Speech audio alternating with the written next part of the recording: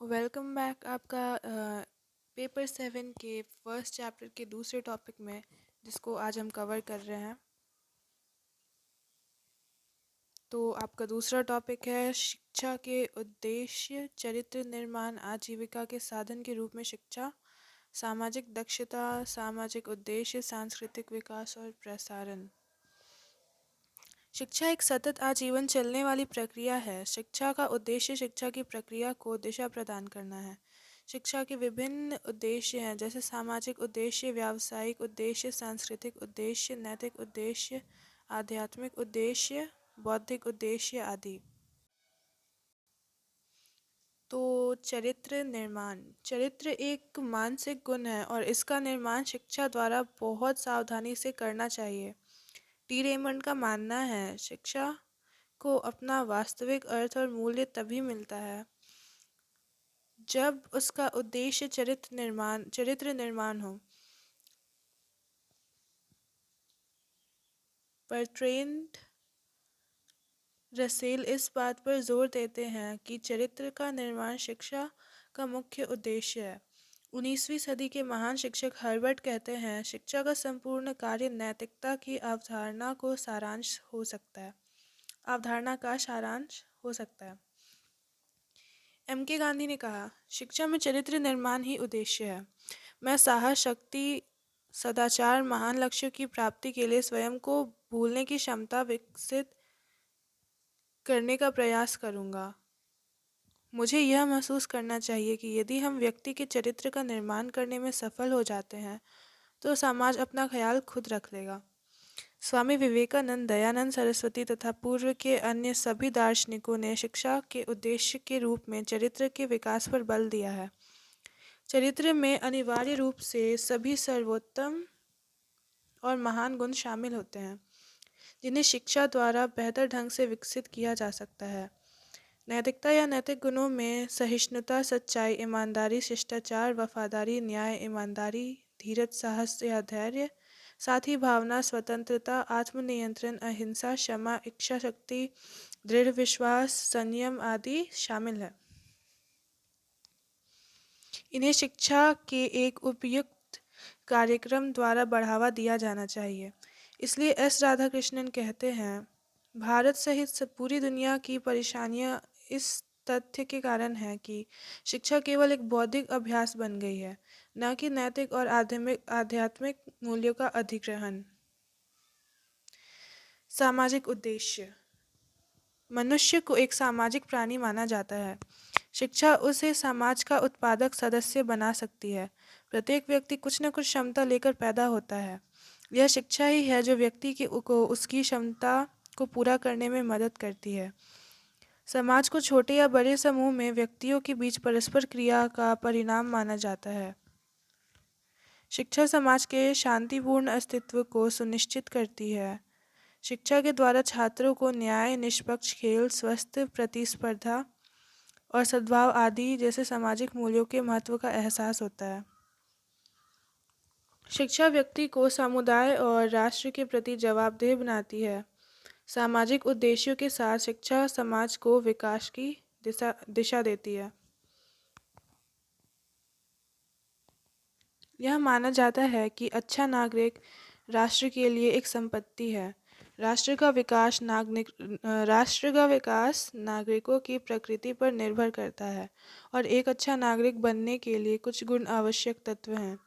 सामाजिक जिम्मेदारी और सामाजिक कर्तव्य की भावना, स्वतंत्रता के लिए प्यार, स्वतंत्र सोच की शक्ति, राष्ट्रीय सेवा की भावना, समुदाय और राष्ट्र के व्यापक हितों के लिए अपने व्यक्तिगत हितों का त्याग करने की भावना, स्वतंत्र रूप से भय से मुक्त होकर अभिव्यक्त करने का साहस और सामाजिक राजनीतिक व्यवस्था का ज्ञान यानी सामाजिक राजनीतिक चेतना।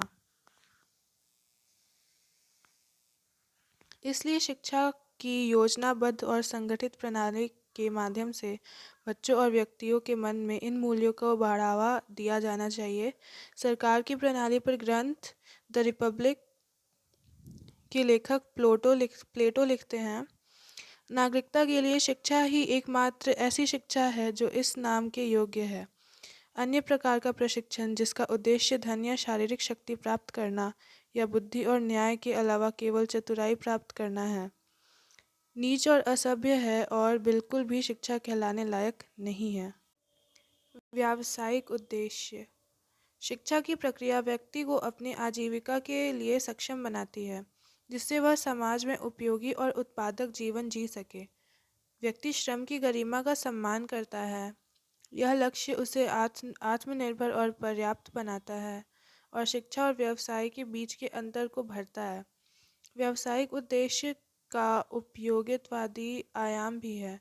शिक्षा व्यक्ति को उपयोगी तरीके से ज्ञान और कौशल प्रदान करती है। आधुनिक समय में यह महसूस किया जाता है कि शिक्षा का अपना प्रारंभिक मूल्य होना चाहिए, ताकि व्यक्ति अपनी आजीविका कमाने में सक्षम हो सके या खुशी और सफलतापूर्वक जीवन जीने के लिए दोनों ज़रूरतों को पूरा कर सके। व्यक्ति की आर्थिक आत्मनिर्भरता ही उसे एक योग्य एवं योगदानकर्ता नागरिक बनाती है। इस उद्देश्य के समर्थकों का कहना है कि बच्चे ने जो भी ज्ञान प्राप्त किया है, जो भी संस्कृति बच्चे ने स्कूल में हासिल की है, उसका कोई फ़ायदा नहीं होगा अगर वह समुदाय के वयस्क सदस्य के रूप में दोनों ज़रूरतों को पूरा नहीं कर सकता है। इसलिए शिक्षा का उद्देश्य विद्यार्थियों को आत्मनिर्भर बनाने के लिए ज्ञान, कौशल और जानकारी प्रदान करना होना चाहिए, दूसरों पर दबाव या परजीवी न बने। इस प्रकार विद्यार्थियों को समाज में उत्पादक सदस्य बनने में सक्षम बनाने के लिए शिक्षा में व्यावसायिक पूर्वाग्रह नितांत आवश्यक है। व्यावसायिक उद्देश्य वाली शिक्षा प्रत्येक व्यक्ति को ऐसे व्यवसाय के लिए तैयार करेगी जो उसकी आवश्यकताओं, क्षमताओं, रुचियों और दृष्टिकोण के अनुरूप होगा। शिक्षा के व्यावसायिक उद्देश्य को ब्रेड और बटर उद्देश्य, ब्लू जैकेट उद्देश्य और वाइट कॉलर उद्देश्य के रूप में भी लिखा गया है। M.K. गांधी कहते हैं, सच्ची शिक्षा लड़कों और लड़कियों के लिए बेरोजगारी के खिलाफ एक प्रकार का बीमा होना चाहिए। सांस्कृतिक उद्देश्य। शिक्षा एक सांस्कृतिक उद्देश्य भी होता है। शिक्षा ग्रहण करने से बच्चा सभ्य एवं सुसंस्कृत बनता है। एक शिक्षा व्यक्ति सौंदर्य बोध विकसित करता है और दूसरे की संस्कृति का सम्मान करता है। संस्कृति को जानने में किसी समाज की मौजूदा मान्यताओं और कला, नैतिकता, कानून आदि के बारे में ज्ञान प्राप्त करना या प्राप्त करना शामिल है।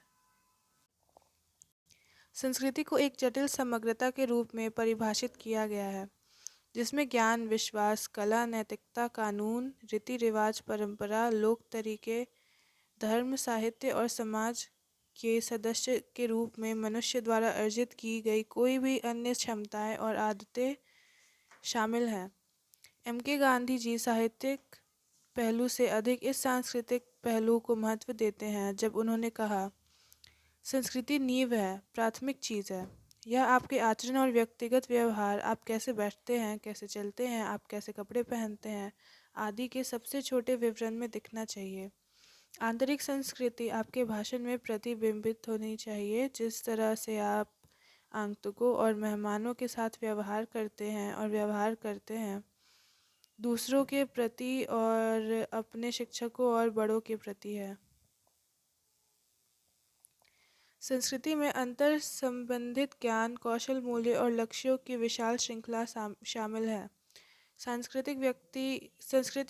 सुसंस्कृत व्यक्ति वह है जिसका व्यक्तित्व परिष्कृत हो, जिसकी सौंदर्य परक रुचि विकसित हो, जो सामाजिक रूप से उपयोगी जीवन जीता हो, जो सामाजिक रूप से कुशल हो, जो विचारों और मूल्यों की सराहना करता हो, जो समुदाय के सर्वोत्तम विचारों को समझता हो और जो न केवल समृद्ध अनुभवों और आत्मसात करता हो, न केवल जाति बल्कि इन अनुभवों को उपयोग समाज के विकास के लिए भी सार्थक तरीके से करे।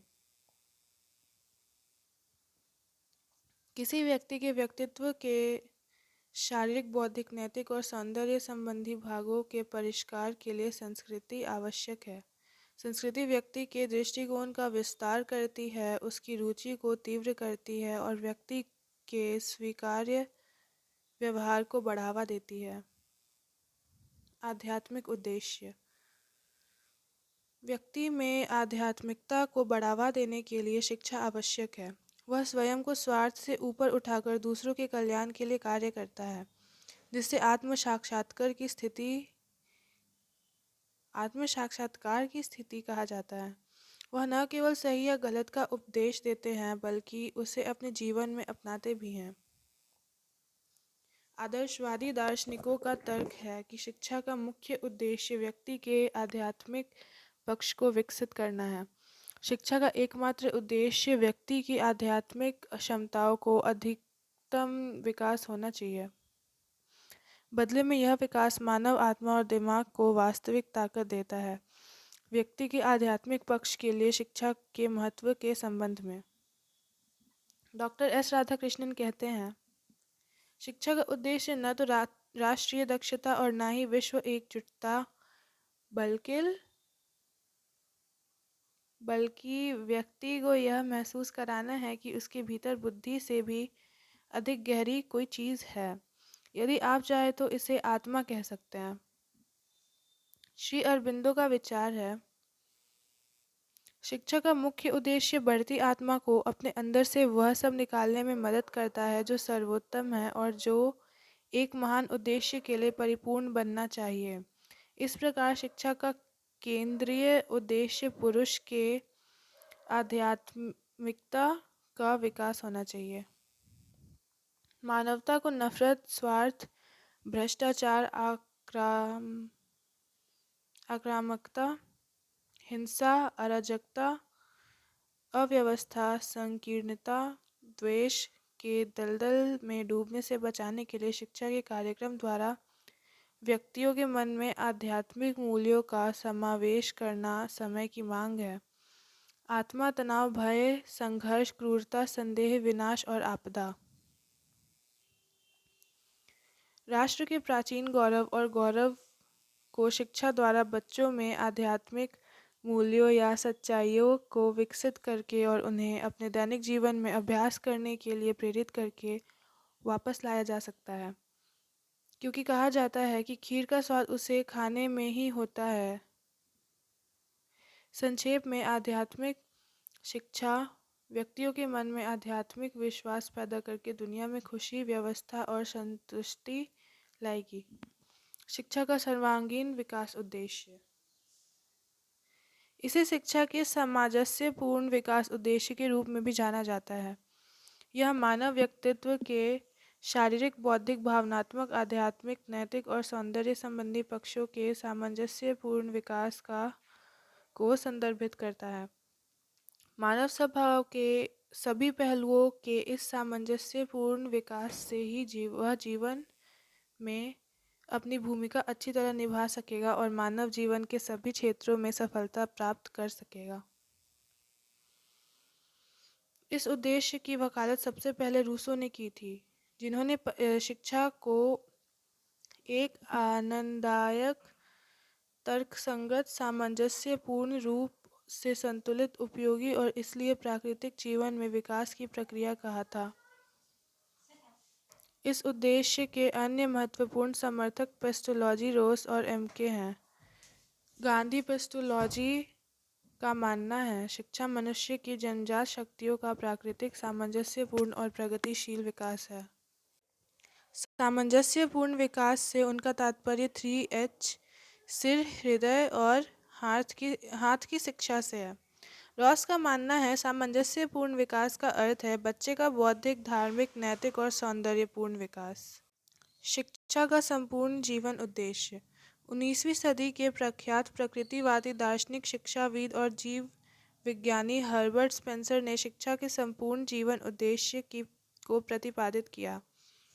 उन्होंने कहा कि शिक्षा को संपूर्ण विकास लाना चाहिए, जो व्यक्ति को सभी क्षेत्रों में जीवन की सभी समस्याओं का सामना करने और उन्हें बड़े साहस और दृढ़ विश्वास के साथ हल करने में सक्षम बनाए। उन्होंने जोर देकर कहा कि शिक्षा का मुख्य कार्य व्यक्तियों को जीवन के लिए तैयार करने में सक्षम बनाना है और जीवन की कला में सभी परिस्थितियों में, सभी दिशाओं में आचरण का सही नियम शामिल है। इस संबंध में उनका कहना है कि शिक्षा को हमें यह अवश्य बताना चाहिए कि शरीर को उपचार प्रकार किया जाए, मामलों को किस प्रकार प्रबंधित करना है, किस प्रकार अब से अपने परिवार का पालन पोषण करे, एक नागरिक के रूप में किस प्रकार व्यवहार करना है, खुशी के उन स्रोतों को किस तरह से उपयोग करे जो प्रकृति प्रदान करती है, अपने और दूसरों के अधिकतम लाभ के लिए सभी सुविधाओं को का उपयोग कैसे करें। इसलिए शिक्षा को हमें संपूर्ण जीवन जीने के नियमों और तरीकों से परिचित कराना चाहिए। वह अपने ग्रंथ शिक्षा पर में लिखते हैं, हमें पूर्ण जीवन के लिए तैयार रहने का करना वह कार्य है जिसे शिक्षा को निभाना है, और किसी भी शैक्षिक पाठ्यक्रम को परखने का एकमात्र तरीका यह तय करना है कि यह किस हद तक इस तरह के कार्य का निर्वहन करता है। उन्होंने कुछ ऐसी गतिविधियों की पहचान की जो प्राथमिकता के क्रम में अपने अपने मूल्यों के अनुसार संपूर्ण जीवन को प्रभावित करती है।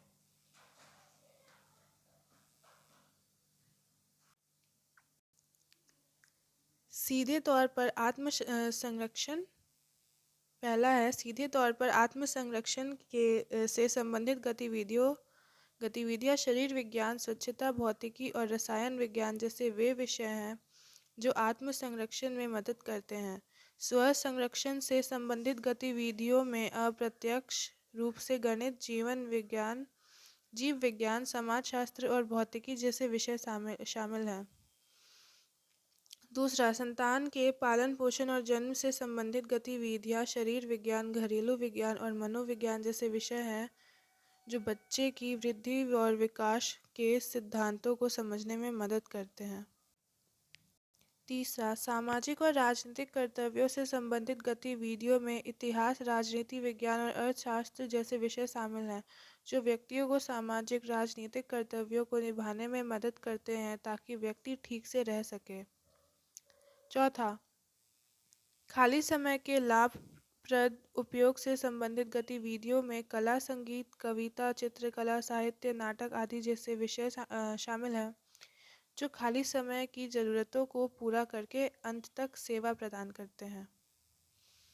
ये था आपका दूसरा टॉपिक। तीसरा टॉपिक है 21वीं सदी में भारत में शिक्षा।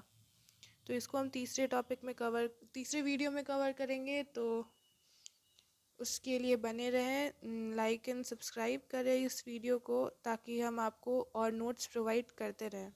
धन्यवाद।